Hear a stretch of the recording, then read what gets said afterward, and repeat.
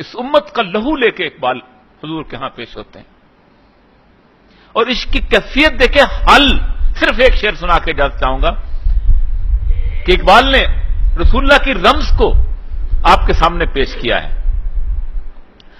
کہا ہر کے رمز مصطفیٰ فہمی داست، جس نے رسول اللہ صلی اللہ علیہ وسلم کی رمز کو پہچان لیا، شرک را در خوف مزمردی داست، اسے کسی دوسرے کا خوف بھی شرک لگتا ہے. جو پٹواری سے ڈرتا ہے وہ بھی شرک کرتا ہے، جو ایس ایچ او سے ڈرتا ہے وہ بھی شرک کرتا ہے، جو چیف منسٹر سے ڈرتا ہے وہ بھی شرک کرتا ہے، جو صدر سے ڈرتا ہے وہ بھی شرک کرتا ہے، جو امریکہ سے ڈرتا ہے وہ بھی شرک کرتا ہے.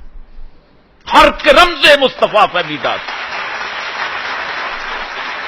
ہر کے رمز مصطفیٰ فہمی داست، شرک را در خوف مزمردی داست. اور جب یہ شرک سے سینہ پاک ہوتا ہے تو پھر اقبال یہ دعویٰ کرتا ہے گر دلم آئینہ بے جوہرست، اگر میرے دل کے آئینے میں کوئی جوہر نہیں ہے، گر بہر فم غیر قرآن مزمرست، اگر اس دل کے اندر قرآن کے علاوہ کوئی ایک لفظ بھی موجود ہے، ایک لفظ بھی موجود ہے، کوئی اور چیز موجود ہے، پردہ ناموس سے فکرم چاک کن، میرے پردہ ناموس جو بنا ہوا نا، بڑا شاعر بنا چاک کر دے، یہ خیاباں راز خارم پاک کن، اس پھولوں کے گلستان میں سے اس کانٹے کو نکال کے باہر پھینک دے. اور یہ دعویٰ کوئی شخص نہیں کر سکتا اس کو رسول اللہ صلی اللہ علیہ وسلم سے عشق کو کہ روز محشر خار و رسوا کن مرا، اگر میرے دل میں قرآن کے علاوہ کوئی اور چیز موجود ہے، مجھے قیامت کے دن خار و رسوا کر دینا، بے نصیب از بوسائے پاک کن مرا، مجھے اپنے پاؤں کے بوسے سے محروم کر دینا.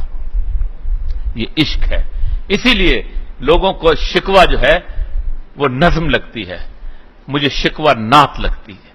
مجھے جواب شکوہ وہ نعت لگتی ہے کہ اگر کوئی بھی شاعر ہو، پینٹر ہو، کوئی اور ایسا شخص جس نے کوئی افسانہ لکھا ہو، تو نظم کا بہاؤ آخری مصرے کی طرف لے کے آتا ہے، آخری مصرے کی طرف لے کے آتا ہے.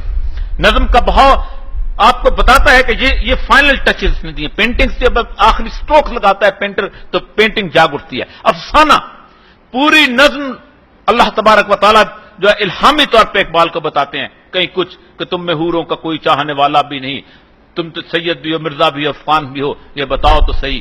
گرچہ مسلمان فلو کہاں لے کے آتا ہے؟ قوت عشق سے ہر پست کو بالا کر دے، دہر میں اس میں محمد سے اجالا کر دے، اور کی محمد سے وفا تو نے تو ہم تیرے ہیں، یہ جہاں چیز ہے کیا لوح و قلم تیرے ہیں، دے دیں گے تمہارے ہاتھ میں قلم، لکھو اپنی تقدیر خود. عشق تو کر کے دکھاؤ میرے رسول سے، عشق تو کر کے دکھاؤ میرے رسول سے. مجھے بڑی حیرت ہوتی ہے جب کوئی شخص یہ کہتا ہے کہ ہمارے درمیان لیڈرشپ نہیں ہے.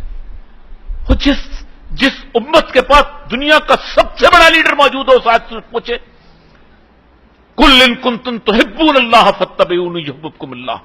جو لوگ کہتے ہیں کہ ہم اللہ سے محبت کرنا چاہتے ہیں، انہوں نے کہا تمہاری اتباع کریں. حالت یہ ہے کہ 50 سال ہو جاتے ہیں بندہ مرتے ہوئے کہتے ہیں ہم گڑی خدا بخش سے جا کے اس کا وی این لے کے چلتے ہیں. جس امت کے اندر منافقت اس لیول پہ ہو کہ رسول اللہ کے وی این کے بجائے کسی اور قبرستان کا وی این لے، وہ کیسے فرق آگے بڑھ سکتی ہے؟ ہمارا معاملہ یہ ہے کہ رسول اللہ کے اتباع کا مطلب ہوتا ہے کہ ہر معاملے میں اتباع. ہمارا کاروبار میں لیڈر کوئی اور ہے، ہمارا سیاست میں لیڈر کوئی اور ہے، ہمارا زندگی کے معاملات کے اندر پروفیشن کے اندر لیڈر کوئی اور ہے، ہمارا باپ کے طور پہ امیج کوئی اور ہے. میں فلاں کی طرح کا باپ بننا چاہتا ہوں، میں بل گیٹس کی طرح کا تاجر بننا چاہتا ہوں، میں زندگی کے اندر فلاں کی طرح آگے سیاستدان بننا چاہتا ہوں. ہم کبھی رسول اللہ کو اسوہ حسنہ کے طور پہ سمجھتے ہی نہیں. اس امت کا دامن لیڈرشپ سے خالی ہے ہی نہیں، ہو ہی نہیں سکتا. جو لوگ 100 سال 200 سال بعد پرانے مارکس کے وی این کے اوپر انقلاب لے کے آتے ہیں اور سمجھتے ہیں کہ ہمارا لیڈرشپ کا دامن خالی نہیں، ہمارا لیڈرشپ کا دامن خالی نہیں ہے. کہ محمد سے وفا تو نے تو ہم تیرے ہیں، یہ جہاں چیز ہے کیا لوح و قلم تیرے ہیں.